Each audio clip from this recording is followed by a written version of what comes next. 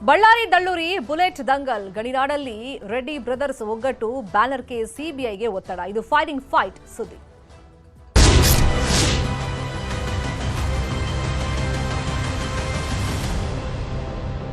ಬಳ್ಳಾರಿಯಲ್ಲಿ ನಡೆದಂತ ಬ್ಯಾನರ್ ಗಲಾಟೆ ಪ್ರಕರಣ ಬಿಜೆಪಿಗೆ ಬಹಳ ದೊಡ್ಡ ಅಸ್ತ್ರ ಸಿಕ್ಕಂಗಾಗಿದೆ. ಬಳ್ಳಾರಿಯಲ್ಲಿ ಬಿಜೆಪಿ ನಾಯಕರು ದೊಡ್ಡ ಮಟ್ಟದಲ್ಲಿ ಇವತ್ತು ಪ್ರತಿಭಟನೆಯನ್ನ ಮಾಡ್ತಾ ಇದ್ದಾರೆ.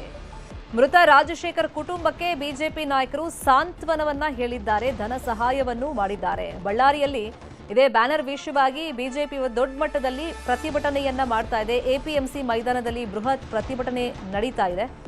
ಭರತ್ ರೆಡ್ಡಿ, ಸತೀಶ್ ರೆಡ್ಡಿ ಬಂಧನಕ್ಕೆ ಬಿಜೆಪಿ ನಾಯಕರು ಆಗ್ರಹವನ್ನ ಮಾಡ್ತಾ ಇದ್ದಾರೆ. ಇನ್ನು ಈ ಪ್ರಕರಣವನ್ನ ಸಿಬಿಐ ತನಿಖೆಗೆ ವಹಿಸಬೇಕು ಅಂತಾನು ಒತ್ತಡವನ್ನ ಹಾಕ್ತಾ ಇದ್ದಾರೆ. ಇನ್ನು ರೆಡ್ಡಿ ಪತ್ನಿ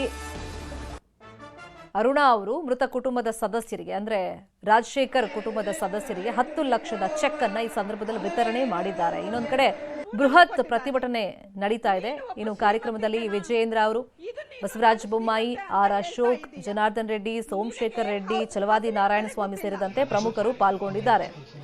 ಇನ್ನೊಂದು ಕಡೆ ಈಗ ದೃಶ್ಯದಲ್ಲಿ ಗಮನಿಸ್ತಾ ಇದ್ದೀವಿ, ಮೃತಪಟ್ಟಂತ ರಾಜಶೇಖರ್ ಮನೆಗೆ ಬಿಜೆಪಿ ನಾಯಕರು ಭೇಟಿಯನ್ನ ಕೊಟ್ಟಿದ್ದಾರೆ. ಅಂದ್ರೆ ಆ ಕುಟುಂಬಸ್ಥರಿಗೆ ಸಾಂತ್ವನವನ್ನ ಹೇಳುವಂತ ಕೆಲಸವನ್ನ ಮಾಡಿದ್ದಾರೆ. ಘಟನೆ ಹೆಂಗಾಯ್ತು ಅಂತಾನು ಅವರಿಂದ ಮಾಹಿತಿಯನ್ನ ಅಲ್ಲಿ ಬಿಜೆಪಿ ನಾಯಕರು ಪಡ್ಕೊಂಡಿದ್ದಾರೆ. ಇನ್ನು 10 ಲಕ್ಷ ಚೆಕ್ ವಿತರಣೆಯನ್ನ ಅಲ್ಲಿ ಸ್ಥಳದಲ್ಲೇ ಮಾಡಿದ್ದಾರೆ. ದೃಶ್ಯದಲ್ಲಿ ಅದನ್ನ ಗಮನಿಸ್ತಾ ಇದ್ದೀವಿ. ಇದನ್ನ ದೊಡ್ಡ ಅಸ್ತ್ರವಾಗಿ ಪ್ರಯೋಗ ಮಾಡೋದಕ್ಕೆ ಬಿಜೆಪಿ ನಾಯಕರು ಪ್ಲಾನ್ ಅನ್ನ ಮಾಡ್ಕೊಂಡಿದ್ದಾರೆ. ಫಸ್ಟಿಗೆ ಪಾದಯಾತ್ರೆ ಅಂತ ಪ್ಲಾನ್ ಮಾಡ್ಕೊಂಡಿದ್ರು, ಆದ್ರೆ ಹೈಕಮಾಂಡ್ ನಿಂದ ಪರ್ಮಿಷನ್ ಸಿಕ್ಕಿಲ್ಲ. ಹಾಗಾಗಿ ಇವತ್ತು ದೊಡ್ಡ ಮಟ್ಟದಲ್ಲಿ ಪ್ರತಿಭಟನೆ ಮಾಡಿ 20ನೇ ತಾರೀಕು ನಂತರ ಪಾದಯಾತ್ರೆ ಬಗ್ಗೆ ತೀರ್ಮಾನವನ್ನ ಮಾಡ್ತಾರೆ.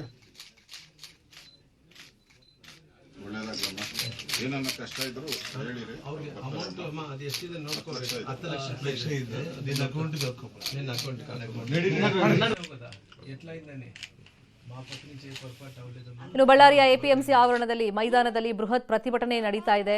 ಇಲ್ಲಿ ರಣಕಹಳೆಯನ್ನ ಮೊಳಗಿಸ್ತಿರುವಂತಹ ದೃಶ್ಯಗಳನ್ನು ಕೂಡ ನಾವು ಗಮನಿಸ್ತಾ ಇದ್ದೀವಿ. ಅಂದ್ರೆ ದೊಡ್ಡ ಮಟ್ಟದಲ್ಲಿ ಸರ್ಕಾರದ ವಿರುದ್ಧ ಹೋರಾಟಕ್ಕೆ ಈ ಬ್ಯಾನರ್ ಗಲಾಟೆಯನ್ನ ಸಿಬಿಐ ತನಿಖೆ ಕೊಡಬೇಕು ಅಂತ ಹೇಳಿ ಒತ್ತಡವನ್ನ ಹಾಕುವಂತ ನಿಟ್ಟಿನಲ್ಲಿ ಅಲ್ಲಿ ಹೋರಾಟ ನಡೀತಾ ಇದೆ.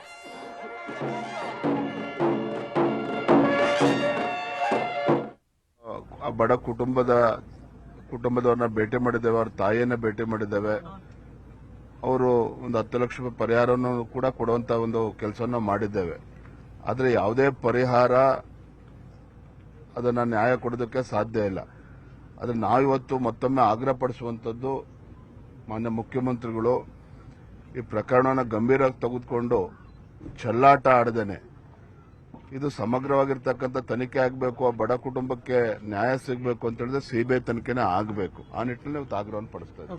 ರಾಜಶೇಖರ್ ಅವರು ಸತ್ತಿರೋದಂಥದ್ದು ಬಿಜೆಪಿಗಿಂತ ಜನಾರ್ದನ್ ರೆಡ್ಡಿ ಅವರ ಕಡೆಯಿಂದಲ್ಲ, ಅದು ಕಾಂಗ್ರೆಸ್ ಇಂದನೇ ಕಾಂಗ್ರೆಸ್ ಕಾರ್ಯಕರ್ತ ಆದಂತ ರಾಜಶೇಖರ್ನ ಕೊಲೆ ಆಗಿದೆ ಅನ್ನೋ ವಿಚಾರವನ್ನು ಕೂಡ ಎಲ್ಲಾ ವಿಡಿಯೋಗಳನ್ನು ನಾವು ಕೊಡುವಂತ ಕೆಲಸ ಮಾಡಿದ್ದೀವಿ. ಅಮ್ಮರೇ, ನಿಮ್ಮ ಮಗ ರಾಜಶೇಖರ್ ಏನಿದ್ನೋ ನಮ್ಮ ಕಡೆಯಿಂದ ಯಾವುದೇ ತಪ್ಪಾಗಿಲ್ಲ, ಅದು ಬಹಳ ಸ್ಪಷ್ಟವಾಗಿ ನಾವು ಎಲ್ಲಾ ವಿಚಾರಗಳನ್ನು ತಮಗೆ ಮುಡಿಸಿದ್ವಿ, ತಮಗೆ ಕೂಡ ಗೊತ್ತಾಗಿದೆ ಅಂತ ಹೇಳಿ ತಿಳ್ಕೊಂಡಿದೀವಿ ಅಂತ ಹೇಳಿದ್ರು. ಲಕ್ಷ್ಮೀ ಅರುಣ್ ಅವರು ಜನಾರ್ದನ್ ರೆಡ್ಡಿ ಅವರ ಪತ್ನಿ, ಅವರು 10 ಲಕ್ಷ ರೂಪಾಯಿ ರಾಜಶೇಖರ್ ಸತ್ತಂತ ಅವ್ರ ತಾಯಿಗೆ ತುಳಸಮ್ಮನವರಿಗೆ 10 ಲಕ್ಷ ರೂಪಾಯಿ ಹಣವನ್ನು ಕೊಡಂತ ಕೆಲಸ, ಚೆಕ್ ಮೂಲಕ ಕೊಡಂತ ಕೆಲಸ ಮಾಡಿದ್ರು ಅಕೌಂಟ್ ಅಲ್ಲಿ. ಏನೋ ಮಾಡ್ಲಿಕ್ಕಂತೇಳಿ ಒಬ್ಬ ಯುವಕ, 26 ವರ್ಷದ ಒಬ್ಬ ಯುವಕನ್ನ ಇವತ್ತು ಆ ತಾಯಿ ನೋಡಿ, ಇವತ್ತು ಆ ತಾಯಿ ತುಳಸಮ್ಮ ಅವ್ರಿಗೆ ನನ್ನ ಪತ್ನಿ ಲಕ್ಷ್ಮೀ ಅರುಣ ಅವರು, ನಮಗೂ ಆ ವಯಸ್ಸಿನ ಮಕ್ಕಳಿದ್ದಾರೆ. ಇವತ್ತು ಆ ಅಮಾಯಕನ ಹುಡುಗನ್ನ ಆ ಗಲಾಟೆಗೇನೋ ಇದರಲ್ಲಿ ಕರ್ಕೊಂಡು ಹೋಗ್ಬಿಟ್ಟು ಆ ಲಾಠಿ ಏಟಿಗೆ ಹುಡುಗ ಹಿಂತಿರುಗಿ ಓಡ್ತಾ ಇದ್ರೆ, ಅವನನ್ನ ಬರೀ ಲಾಠಿ ಏಟಿಗೆ ಹುಡುಗ ಹಿಂತಿರುಗಿ ಓಡ್ತಾ ಇದ್ದ, ಅವನ ಬೆನ್ನ ಹಿಂದಿಗೆ ಫೈರ್ ಮಾಡಿರುವಂತ ಒಂದು ವಿಷಯ.